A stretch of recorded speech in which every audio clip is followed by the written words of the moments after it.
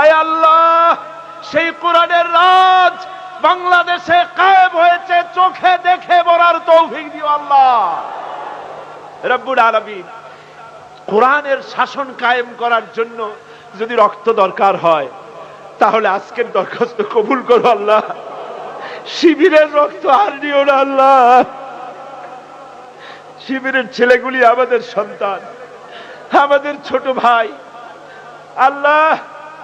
College ইউনিভার্সিটিতে ওদের অপরাধ, ওরা নামাজ পড়ে, ওরা দাড়ি রাখে, ওরা কোরআন শরীফ পড়ে, ওরা চরিত্রবান। তুমি সাক্ষী, এছাড়া ওদের অপরাধ কি আল্লাহ?